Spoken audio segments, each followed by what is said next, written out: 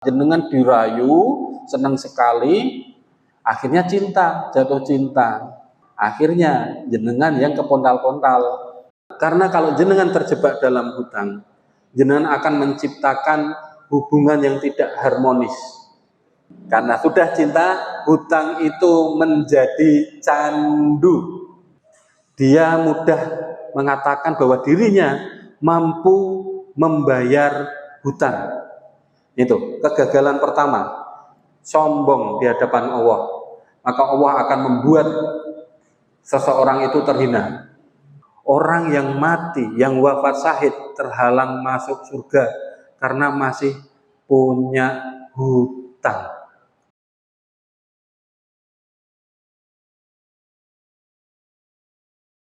Kami dari Kendal Mulia Tanpa Riba.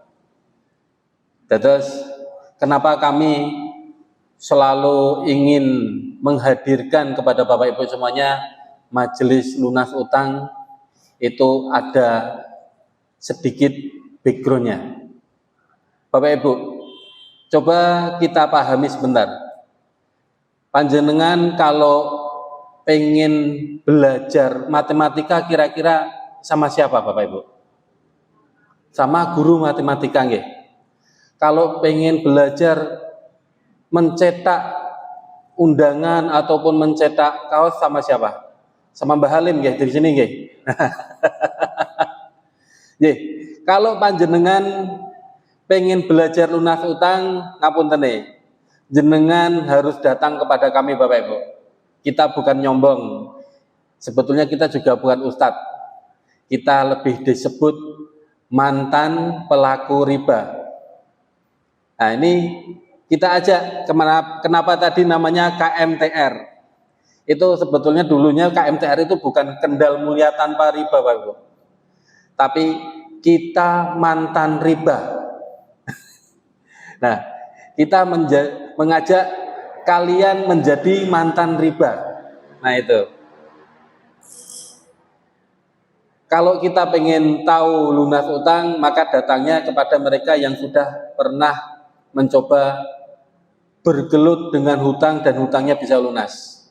Alhamdulillah kita sudah mengalaminya, suka dukanya ngutang itu bagaimana, suka dukanya ditagih itu bagaimana, kita sudah mengalaminya dari A sampai Z. Nah ini kelihatannya datang sudah nggak berpasangan nih. Ada yang datang berpasangan? 1, 2, 3 yang berpasangan, 4. Masya Allah. Yang tidak berpasangan sudah punya pasangan? Pasti pernah punya pasangan atau punya pasangan yang di rumah, nggih. Nah, ini kita sebelum masuk, kenapa kita masih berhutang? Karena kita tidak tahu ilmunya. Sudah Ustadz Agus terangkan bahwasanya perbankan itu mulai getol menyebarkan, mempublikasikan paket-paket kredit itu, kalau saya nggak salah ingat ya di awal-awal 90-an itu paling masif ya. Nah itu. Di sini saya akan menjelaskan bab zona hitam berhutang. Nah ini ilmu yang jenengan harus mengetahui. Kenapa kita masih terjebak hutang? Karena kita sampai sekarang belum mengetahui ilmunya, area zona hitam kondisi berhutang. Bapak Ibu, sinten di sini yang masih mencintai pasangannya? Semuanya. Walaupun pasangannya nggak diajak, masih mencintai pasangannya nggih? Saya tanglet. Waktu jenengan pertama kali mengutarakan cintanya kepada pasangan jenengan itu rasanya pripun? Bapak Rian apa Ibu Rian? Langsung Pak. Pripun Pak sanjangnya Pak? Wah gitu Pak. Saya cinta dan saya lamar gitu nggih Pak. Saya lamar dengan bismillah gitu nggih. Masya Allah. Ibu pripun Rian waktu Bapak menanyakan untuk diajak menikah, rasanya gimana? Panas dingin, masya Allah. Ye, siapa yang akan berkomitmen untuk mencintai pasangannya? Coba angkat tangan. Tepuk saudara jenengan di sebelah kanan. Saudaraku, yang namanya cinta harus siap untuk bahagia dan hidup selamanya. Nah, leres napa mboten? Nek cara bahasane niku hidup semati, sehidup semati. Nggih napa mboten? Nek Bapak hidup semati mboten, Pak, kali pasangane? Nggih. Ha niki jenengan niku nek kali pasangan hidup semati nggih. Tak paringi ngertos. Bang, nek karo jenengan niku ora sehidup semati, Pak. Makanya jenengan masih terjebak karena rayuan pasangan. Bang itu ngerayunin jenengan itu luar biasa. Kados jenengan ngerayu ten gen ibu. Dirayu njur dadi seneng, Pak. Ibuke dirayu seneng, Pak. Akhirnya seneng ngutang sama bank atau ngutang sama rentenir atau ngutang sama yang lain. Padahal rayuannya itu belum tentu baik. Kalau bank itu bukan sehidup semati. Kalaupun sehidup semati, bank yang hidup jenengan yang mati. Itu pasti, apalagi ada ribanya. Makanya hutang jenengan tidak pernah selesai.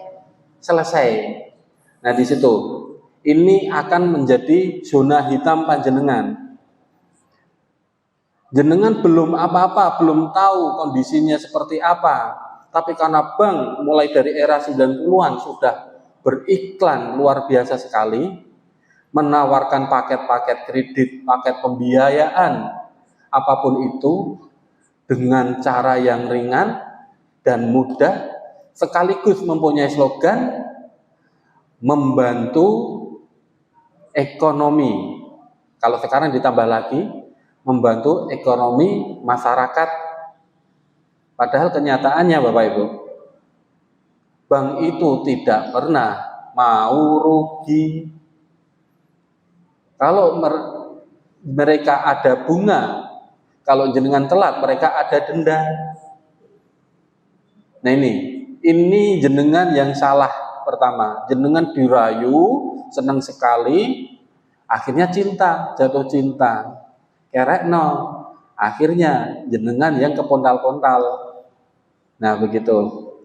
Sekarang kita kembali lagi di yang poin pertama, hukum utang.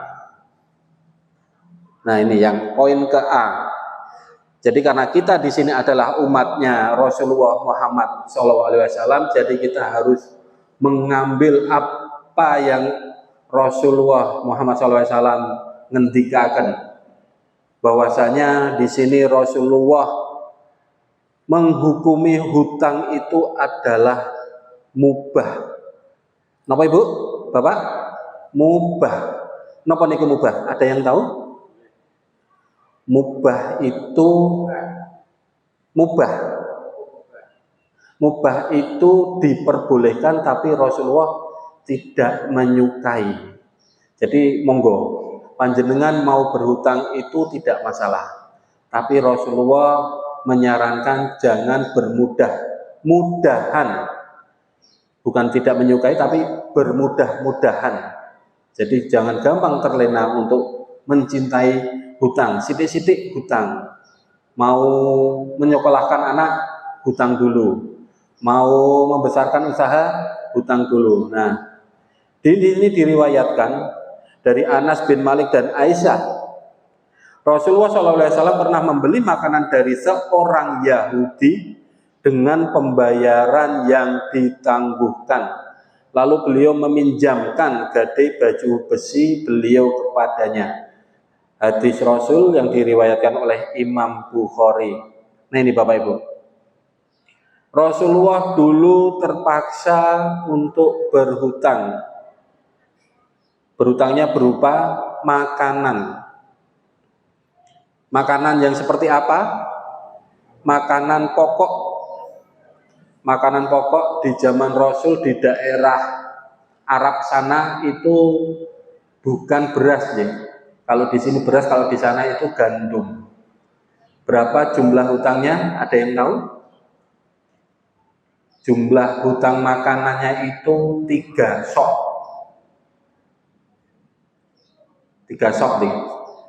Ada takarannya namanya 3 sok. 3 sok itu kalau sekarang mungkin kira-kira sekitar 90 kilogram gandum.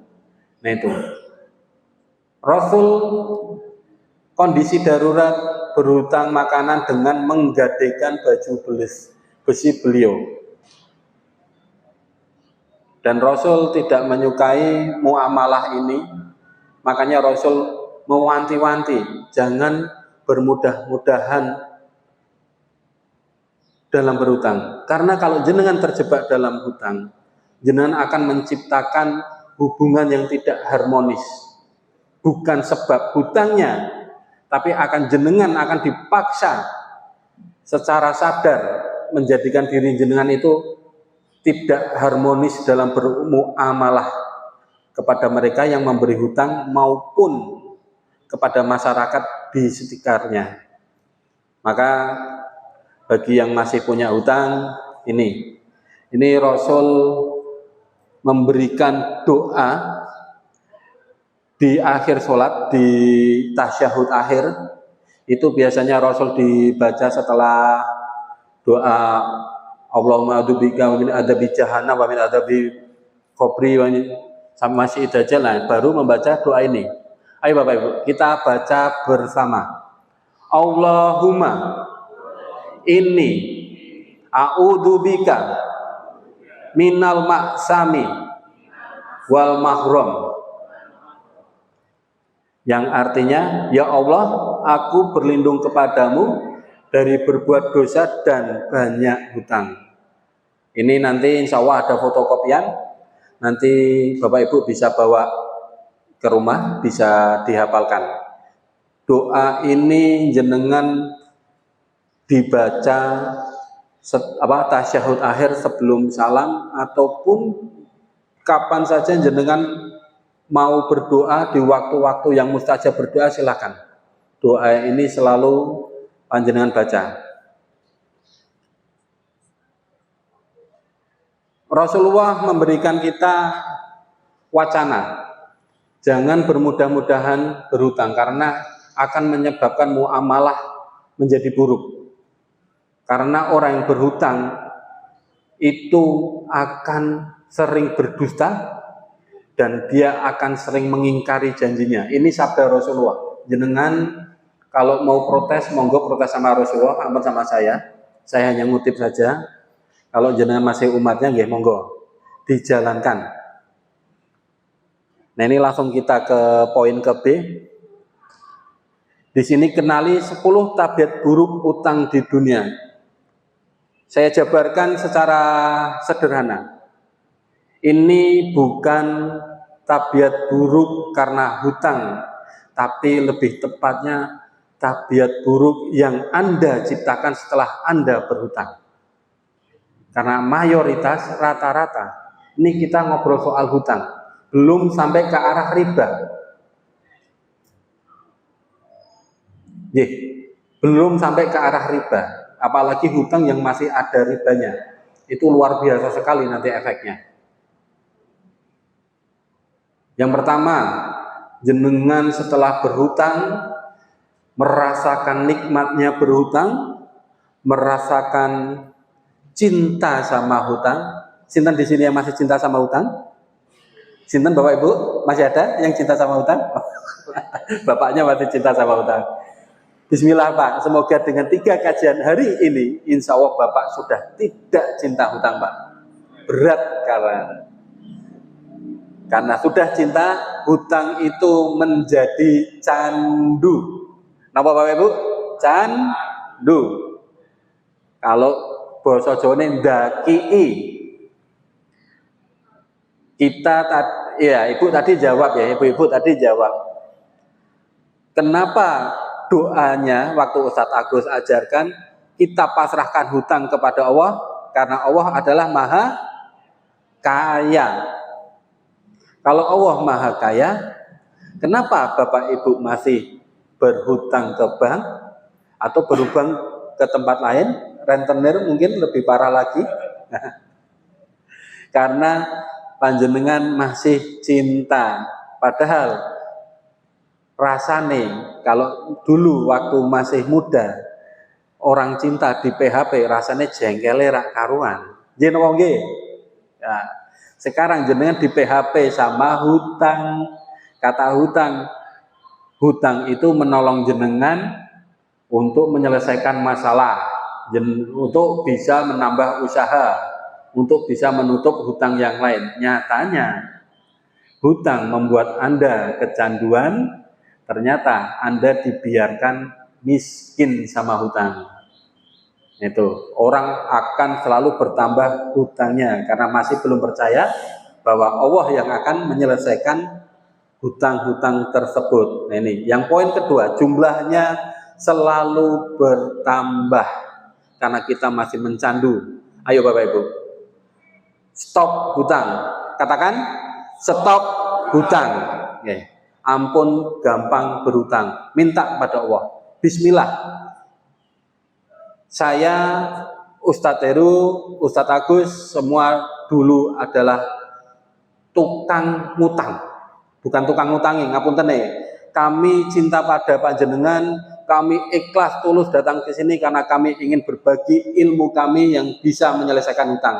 Bukan kami cinta mau ngutangi jenengan, nggih, ampun jenengan nggih aku rata PHP loh. Tapi memang orang meh tak utangi. Ngapunten nih, enggak bawa uang buat ngutangi panjenengan semuanya. Mangke Mbah Alim mbok menawi bisa. Oh ya, kemarin dari Pak Budi juga ada program itu. Mungkin bisa ke Pak Budi, ada program, monggo. Ngutang lagi.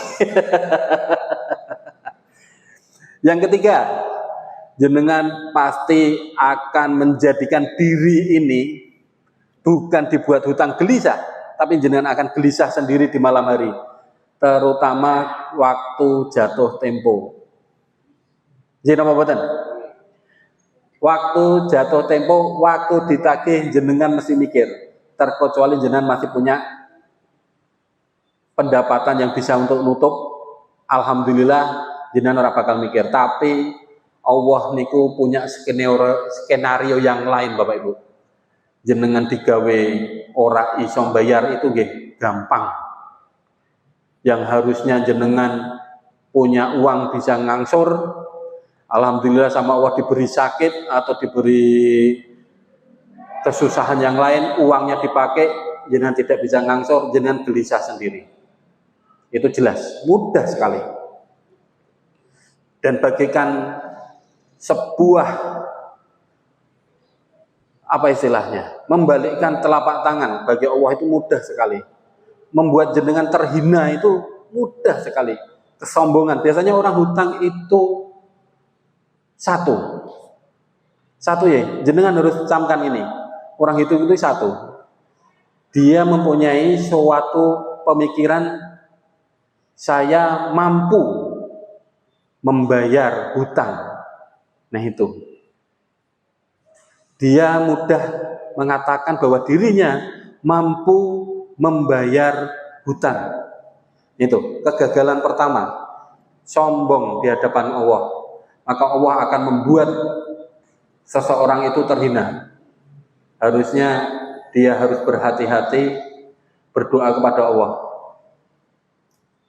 Yang nomor 5, sudah Rasul katakan, terbiasa berdusta dan ingkar janji. Oh itu pasti, hati-hati. Yang nomor 6, jelas menambah beban pikiran. Yang nomor 7, seluruh angka 1 sampai ke 6 itu membuat jenengan gagal fokus. Harusnya jenengan bisa fokus untuk beribadah. Terkadang sholat 4 rakaat aja ada yang lupa. Sudah rakaat berapa sih? Ada yang pernah ngalami seperti itu? Nate? Nah, padahal sholat 4 rakaat sudah berapa sih? Nah, ada yang ngalami seperti itu. Kondisi muamalah terburuk adalah memutuskan persahabatan ataupun persaudaraan. Itu kalau jenengan berhutang dengan sahabat atau saudara panjenengan dan jenengan orangnya suka menghilang, sakti, ditagih menghilang. Wah, itu sakti sekali, sakti mandraguna. Yang kesembilan, nah ini saya sering banget menjumpai, sudah yakin dari awal mampu berhutang, yakin dari awal untuk menutup hutang ini, hutang dari sana, katanya lebih ringan syaratnya, lebih murah bunganya, nyatanya tidak berhasil. Akhirnya endingnya bertumpuk-tumpuk menjadikan seorang yang ahlul hutang melakukan perbuatan syirik. Ini yang paling parah. Dan minimal dia kalau sudah gelap mata akan melakukan kriminal. Yang ke-10 ini nanti bisa panjenengan tanyakan kepada Ustadz Heru yang akan memberikan materi yang terakhir. Beliau pernah ditelepon sama seseorang, "Tat, saya titip istri sama anak." Naudzubillah min dzalik. Saya titip istri sama anak. Kenapa mas? Saya sudah nggak kuat. Mas ini loh, bukan ibu. Saya sudah tidak kuat. Saya mau bunuh diri. Padahal panjenengan ngertos, beliau bukan seseorang yang tidak punya ilmu. Beliau seorang muslim, taat beribadah, dan bapaknya beliau juga seorang kiai yang terkenal di desanya. Alhamdulillah beliau tidak mampu menghadapi kejamnya hutang. Nah itu, hutang itu cinta yang suka mem-PHP panjenengan. Sinten yang pengen lunas hutangnya di sini? Ini. Coba tepuk saudara sebelah kanan panjenengan.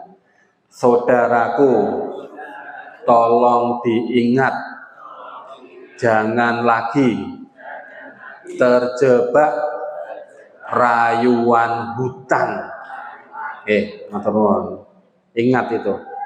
Hati-hati, rayuannya sungguh dahsyat. Apalagi sekarang ada pinjol. Jenengan tanpa agunan, cukup modal HP dan iklan ada di mana-mana. Nah ini, bahkan saya download aplikasi Al-Quran, iklannya ada pinjol. Keren loh mboten niku. Aplikasi Al-Quran, aplikasi manasik haji, ada iklan pinjol. Keren apa mboten? Mboten keren. Dengan hutang sekian, tiap bulannya bayar sekian. Wah, keren sekali.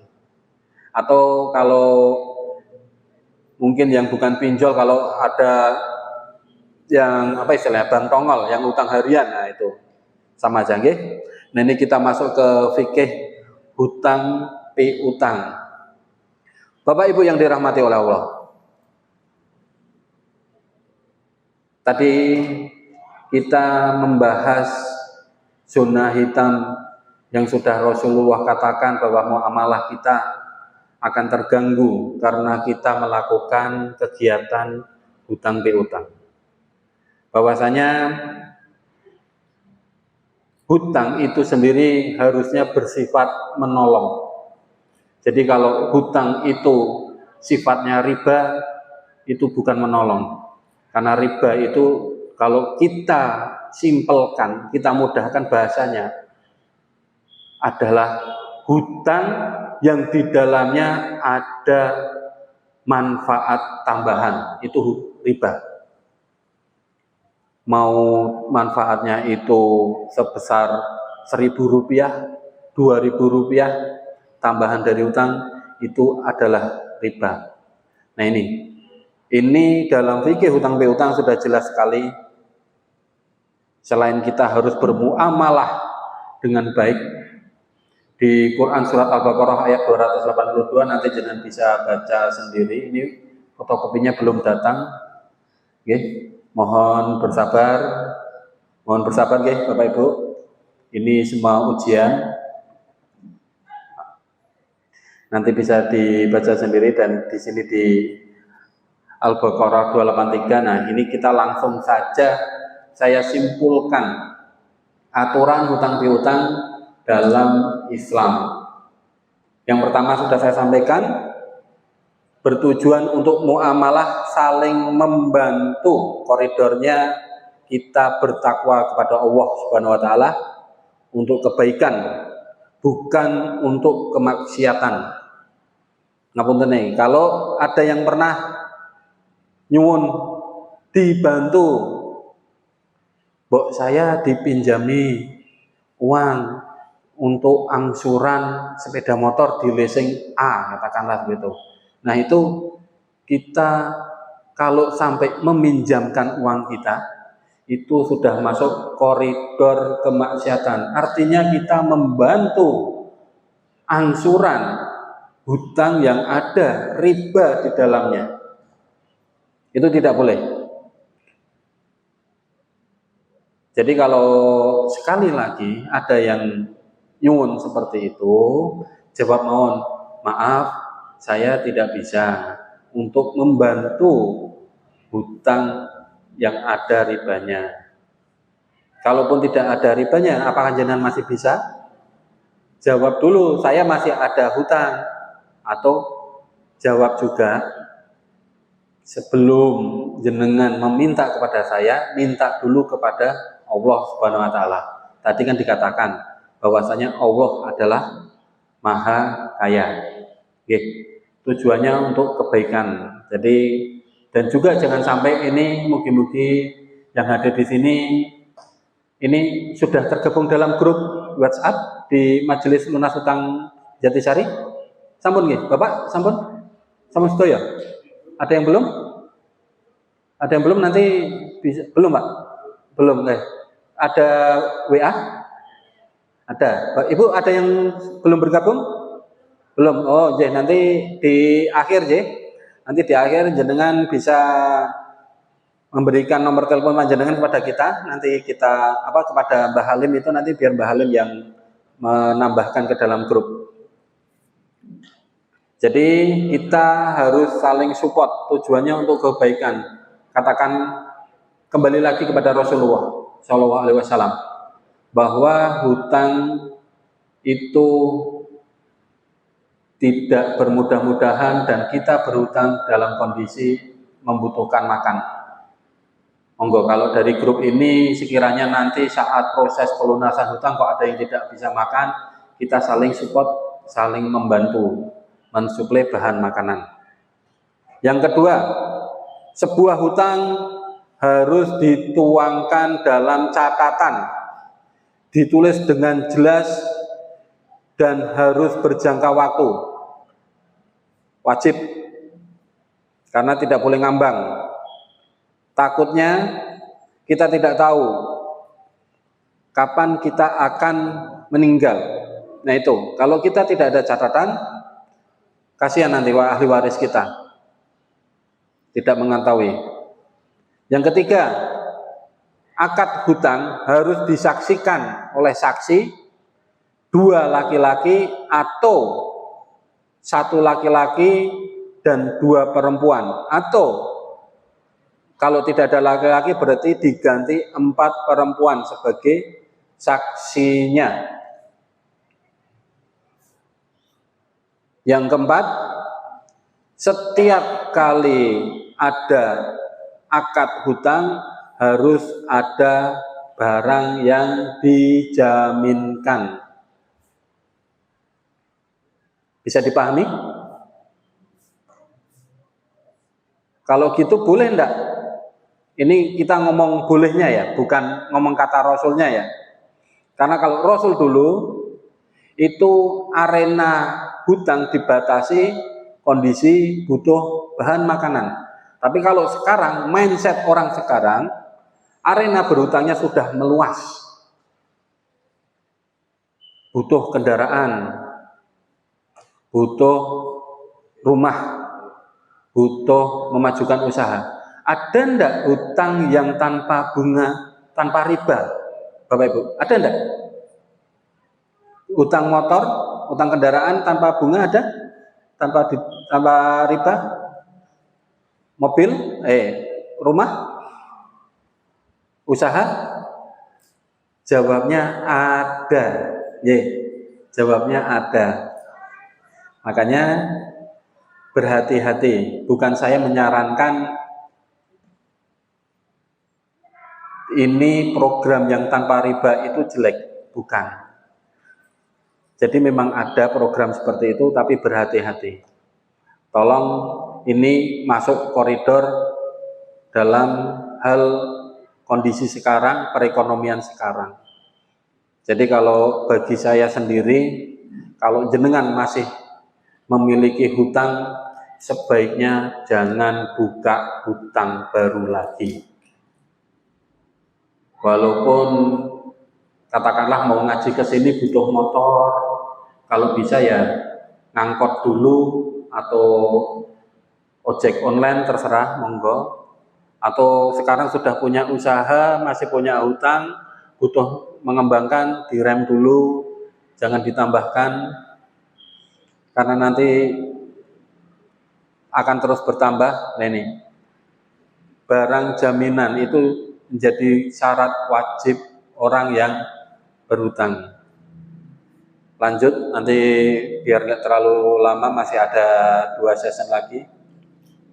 Ini, mengapa kita harus sangat berhati-hati terhadap utang? Saya lebih suka kenapa kita harus tidak boleh atau jangan sampai terjebak bermudah-mudahan dalam hutang. Bapak Ibu yang dirahmati oleh Allah, setiap kali kita membahas hutang, sebetulnya jenengan pasti sering mendengar saat jenengan sedang takziah atau layat. Ketika diangkat jenazah akan dibawa ke pemakaman, biasanya ada pamitan ya, yang mengatakan kalau masih ada hutang nanti bisa berhubungan dengan keluarga ahli waris. Nah itu, karena ada 6 bahwa hutang akan menjadikan penyebab panjenengan rugi di akhirat. Nama Bapak Ibu, rugi. Pastikan ini, rugi di akhirat. Coba bayangkan, jenengan masih punya hutang, naudzubillah min dzalik, ini contoh saja, saya tidak mau nyebut siapa, tidak usah. Ternyata waktu mau ngaji atau waktu sedang, katakanlah sedang beribadah di masjid, jenengan meninggal dunia, entah itu sebab kecelakaan yang seperti apa, padahal panjenengan sudah di jalan Allah. Kalau meninggal di jalan Allah dipastikan jenengan syahid. Nah ini, orang yang mati, yang wafat syahid terhalang masuk surga karena masih punya hutang. Dari hadis Rasul yang diriwayatkan Muslim, jelas sekali, Rasulullah Muhammad SAW bersabda, semua dosa orang yang mati syahid akan diampuni kecuali hutang. Kenapa hutang? Karena hutang masih berhubungan dengan muamalah dengan manusia, dengan orang lain. Jadi semua dosa-dosa panjenengan yang berhubungan dengan Allah, entah itu mungkin dosa lupa atau terlambat sholatnya, insya Allah jenengan akan diampuni. Tapi dosa yang masih ada hubungannya dengan muamalah sesama manusia masih belum diampuni. Yang kedua, wafat masih ada hutang, jenazahnya tidak disolatkan oleh Rasulullah, dan yang paling parah tidak mendapatkan syafaat dari Rasulullah. Ini dikisahkan bahwasanya dulu Rasulullah diminta untuk mensolatkan jenazah. Rasulullah selalu bertanya, apakah jenazah ini masih memiliki hutang? Bila jenazah ini sudah tidak memiliki hutang, maka Rasulullah akan mensolatkan. Ataupun apakah jenazah ini memiliki hutang tapi masih ada ahli warisnya atau masih ada sahabatnya yang mau menanggung, ataupun dia tidak punya harta lagi yang ditinggal tapi ada sahabatnya masih menanggung hutang-hutang tersebut, maka Rasulullah mau mensolatkan. Beda halnya bila sudah meninggal tidak ada yang menanggung menyelesaikan hutang-hutangnya, maka Rasulullah tidak akan mensolatkan. Ini hukumnya apa? Bukan berarti Rasulullah itu mencontohkan untuk kita tidak mensolatkan jenazah yang masih punya hutang. Jadi Rasulullah ini mengajarkan kepada kita kalau ada jenazah yang masih berhutang, biasanya kan dipamitkan, masih punya ahli waris yang akan membayarnya, atau masih ada sahabat yang mau membayarnya, silahkan disolatkan. Atau tidak ada yang membayar hutang tersebut, berarti kita tidak sholat? Tidak. Yang tidak mensolatkan yaitu para kiai, para tokoh-tokoh agama, mungkin kepala desa, itu tidak diperbolehkan mensolatkan. Tapi kalau masyarakat umum masih boleh mensolatkan. Jadi Rasulullah ini mengajarkannya seperti itu. Nanti bisa dibaca di sini yang terakhir itu. Contohnya, Rasulullah bertanya apakah dia meninggalkan sesuatu, para sahabat menjawab tidak. Lalu beliau bertanya, apakah dia memiliki hutang? Para sahabat menjawab ada 3 dinar. Lalu Rasulullah berkata, sholatkanlah sahabat kalian ini. Nah, di sini yang terakhir ini, sholatkanlah sahabat kalian ini. Lantas Abu Qatadah berkata, wahai Rasulullah, salatkanlah dia, biar aku saja yang menanggung hutangnya. Kemudian beliau menyolatinya. Nah ini, andikan sahabat tidak mau membayarkan hutangnya, maka yang mensolati juga sahabatnya. Bah, di sini kita bisa belajar bahwasanya hutang itu sungguh sangat berat sekali. Lanjut ke poin yang ketiga. Wafat masih punya hutang, ruhnya terbelenggu. Nah ini jelas sekali.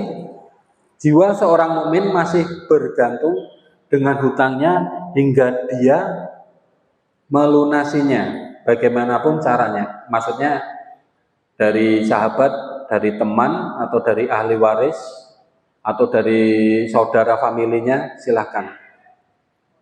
Karena saat nanti kita di Yaumil Hisab, kita akan disidang, Bapak Ibu. Bahwanya kita bisa jadi menjadi orang yang rugi karena amal pahala kita habis untuk membayar hutang-hutang kita. Maka dikatakan yang barang siapa yang ruhnya terpisah dari jasadnya dan terbebas dari 3 hal, terbebas dari sombong, hulul, dan hutang, maka dia akan masuk surga. Nah yang poin keempat, di sana itu sudah tidak lagi berlaku dinar dan dirham, atau jenengan sudah tidak bisa membayar lagi dengan uang. Ada yang saya pernah mendengar, ini kan saya masih bisa membersihkan harta saya dengan bersedekah, bisa berzakat, walaupun saya punya hutang. Atau katakanlah kalau kita biasanya berdakwah mengenai riba, mereka akan menjawab seperti itu. Kita sedekah aja, kita banyak beribadah aja, nanti kita akan membersihkan harta-harta kita. Cuman jenengan mau tahu dari mana matematikanya Allah? Apakah setara dengan matematika kita? Hitungannya, ayo. Ada yang tahu?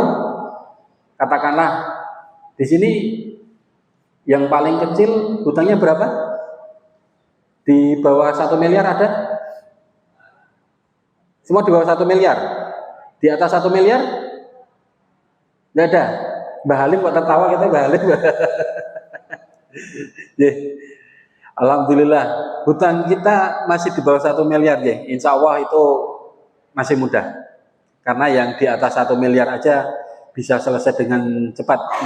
Mbah Halim nanti kapan waktu bisa testimoni Mbah Halim. Bahwasanya tidak ada dinar dirham. Gimana kita mau berhitung? Amal soleh kita sudah banyak? Belum tentu. Ibadah kita sudah banyak? Kita juga nggak tahu. Hati-hati. Lebih baik dilunaskan. Ini penting sekali. Rasulullah SAW bersabda, ini barang siapa yang mengambil harta manusia, bahkan dia berhutang aja, mengambil harta manusia dengan niat menghancurkannya. Niat kita berhutang untuk menghancurkan manusia, maka Allah juga akan menghancurkan dirinya. Nah ini harus diteladani. Dan ini akan berhubungan dengan yang poin nomor 5. Waspada niat ngemplang hutang.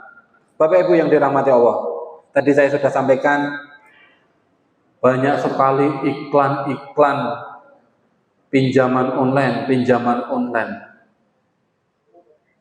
Kira-kira ada yang tertarik buatan di sini untuk pinjam online? Atau ada yang sudah pinjam online? Ada buatan yang pinjam online? Tidak ada. Pinjaman online itu mudah Bapak Ibu. Jadi kita tanpa agungan. Bahkan kalau kita nakal di sini niat ngemplang untuk menghancurkan pun mudah sekali. Tapi hati-hati. Allah dan Rasulnya sudah memberi batasannya. Barang siapa mengambil harta manusia dengan niat ingin menghancurkan, maka Allah juga akan menghancurkan dirinya. Ini yang poin nomor 5. Poin yang ke-6, tidak melunasi hutang akan menghadap Allah sebagai pencuri. Kira-kira jenengan kalau di dunia dibilang pencuri niku hina napa mboten? Hina napa mboten Bapak Ibu? Hina banget nggih. Tapi nek jenengan dunekke koruptor miliaran turun napa mboten? Pencuri kali koruptor miliaran pilih pundi Bapak Ibu?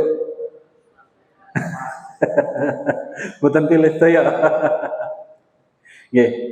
Sama aja di hadapan Allah itu tetap dikategorikan mencuri. Walaupun itu seorang koruptor kelas kakap yang korupsi sampai miliaran, yang mungkin hidupnya enak dan sebagainya, itu di mata Allah tetap sama. Di hadapan Allah akan dikatakan sebagai pencuri.